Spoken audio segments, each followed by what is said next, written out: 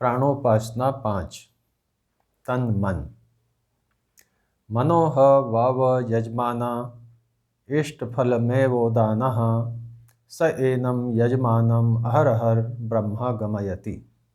प्रश्नोपनिषद।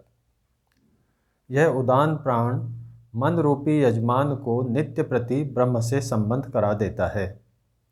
उदान प्राण स्थित होने पर आत्मदर्शन होता है। स यथा शकुनिः सूत्रेण प्रबद्धो दिशं दिशं पतित्वा अन्यत्र आयतनम अलब्ध्वा बंधनम एव उपाश्रयत एवमेव खलु सौम्या तन्मनो दिशं दिशं पतित्वा अन्यत्र आयतनम अलब्ध्वा प्राणमेव उपाश्रयते प्राणबंधनम ही सौम्य मना इति। छांदोग्य उपनिषद।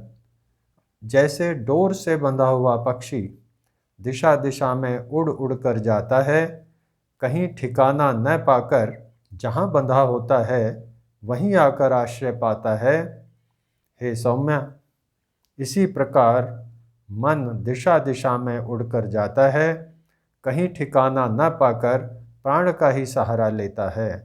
प्राण मन का बंधन अधिष्ठान है।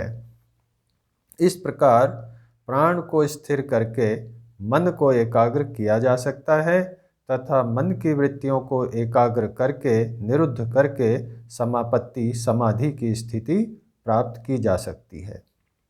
इसलिए वैराग्य के साथ साथ अभ्यास भी आवश्यक है तथा प्राणायाम का अभ्यास मन की एकाग्रता के लिए परम आवश्यक है। प्राणायामात् अशुद्धि क्षये ज्ञान दीप्तिराविवेक ख्याते है। योग दर्शन के इस सूत्र की व्याख्या करते हुए महर्षि लिखते हैं, जब मनुष्य प्राणायाम करता है तब प्रतिक्षण उत्तरोत्तर काल में अशुद्धि का नाश और ज्ञान का प्रकाश होता जाता है। जब तक मुक्ति न हो तब तक उसके आत्मा का ज्ञान बढ़ता जाता है।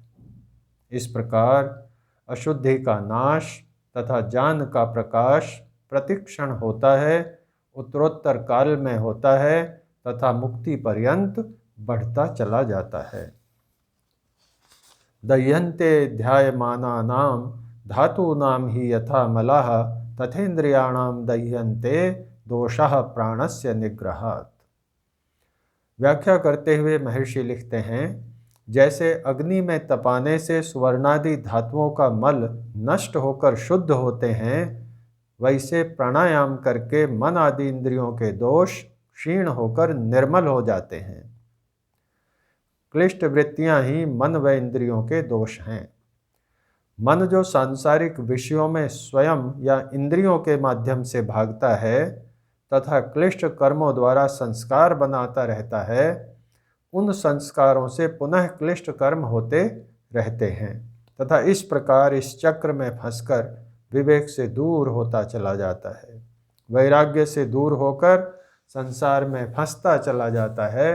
काम क्रोध लोभ मोह आदि में फंसकर आत्मदर्शन की पात्रता खोता रहता है तथा इसी कारण क्षिप्त मूढ़ व विक्षिप्त स्थितियों को ही प्राप्त कर पाता है, एकाग्र व निरुद्ध अवस्था तक पहुँच ही नहीं पाता। फलतः जन्म मरण के चक्र में फंसा रहता है। इस चक्र को तोड़ने का, मन व इंद्रियों के दोषों को क्षीण करने का उपाय प्राणायाम है। प्राणायाम से मन की शुद्धि होगी। स्वामी सत्यबोध जी महाराज के शब्दों में मन की शुद्धि इसी में है कि चित्त में संसार के बाह्य पदार्थों का उपराग बिल्कुल नहीं पड़े, अर्थात मन में इंद्रियों के विषयों, सांसारिक वासनाओं और कामनाओं मूलक वृत्तियों का नितांत अभाव रहे। प्राणायाम की क्रियाओं का अभ्यास करने से पूर्व कुछ महत्वपूर्ण तथ्यों को जानने के क्रम में पिछले लेख प्राणोपासना 4 में आसन के संबंध में विचार किया गया था कि अभ्यासी को स्थिर व सुखपूर्वक आसन के लिए केवल शरीर तक ही सीमित नहीं रहना, बल्कि प्रयत्न शैथिल्य का अभ्यास करके अनंत आकाश में मन को टिकाकर एकाग्र करके अनंत समापत्ति करनी है, जिससे अभ्यासी का शरीर के साथ साथ मन भी समाहित होगा, एकाग्र होगा, स्थिर होगा। आसन के बाद दूसरा मुख्य विषय है शरीर की शुद्धि। प्राणायाम क्रियाओं के अभ्यासी को शरीर की शुद्धि पर ध्यान देना अनिवार्य है। अद्भिर्गात्राणि शुद्ध्यन्ति अनुसार शरीर की बाह्य शुद्धि तो आवश्यक है ही, परंतु उससे कहीं अधिक आंतरिक शुद्धि आवश्यक है। हमारा शरीर प्रकृति के तत्वों सत्व, रज और तम से बना है। आत्मा और परमात्मा को छोड़कर अन्य सभी वस्तुएं, प्राण, मन, बुद्धि, इंद्रियां, सभी पदार्थ सत्व, रज, तम के संयोग से बने हैं। ये प्रकृति से बने पदार्थ हैं। सत्वं जानम तमो अज्ञानम रागद्वेषौ रजः स्मृतम एतद् व्याप्तिम अतेदेशाम सर्वभूताश्रितः वपु। अर्थ करते हुए महर्षि लिखते हैं, जब आत्मा में ज्ञान हो तब सत्व, जब अज्ञान रहे तब तम, जब राग द्वेष में आत्मा लगे तब रजोगुण जानना चाहिए। ये तीन प्रकृति के गुण सब संसारस्थ पदार्थों में व्याप्त होकर रहते हैं। इस प्रकार मन व प्राण भी त्रिगुणात्मक हैं। छांदोग्य उपनिषद का वचन है, अन्नमयम ही सौम्य मना आपोमयः प्राणः तेजोमयी वागिति। खाया हुआ अन्न तीन भागों में बंट जाता है। उसका सूक्ष्म भाग मन बन जाता है।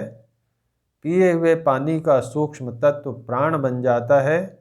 हे सौम्य, मन अन्न से बनता है, प्राण जल से बनता है। लोक में भी प्रचलित है, जैसा खाए अन्न वैसा बने मन। इसलिए प्राणायाम के अभ्यासी को प्राण को स्थिर करने तथा मन को एकाग्र करने के लिए शरीर की शुद्धि पर ध्यान देना आवश्यक है। शरीर में तमोगुण व रजोगुण बढ़ा होगा तो प्राणायाम की सिद्धि नहीं हो सकती। भोजन व दिनचर्या पर ध्यान देकर शरीर को शुद्ध किया जा सकता है। शरीर को किसी भी आयु में ठीक किया जा सकता है तथा अपने अनुकूल बनाया जा सकता है। तामसिक व राजसिक भोजन का पूर्णतः त्याग करना होगा। शुद्ध सात्विक भोजन वह भी उचित मात्रा में समय पर ऋतु अनुसार लिया जाना चाहिए। कुछ अभ्यासी लाभकारी समझकर बादाम, मेवा आदि का सेवन करते रहते हैं, जबकि उम्र व अवस्था को देखते हुए अधिकतर मामलों में इनका पाचन ही नहीं होता तथा ये रोग उत्पन्न करता है। अतः फल, सब्जियां, दाल, मूंग, कम संख्या में चपातियां, सलाद, थोड़ा दूध आदि उत्तम आहार है।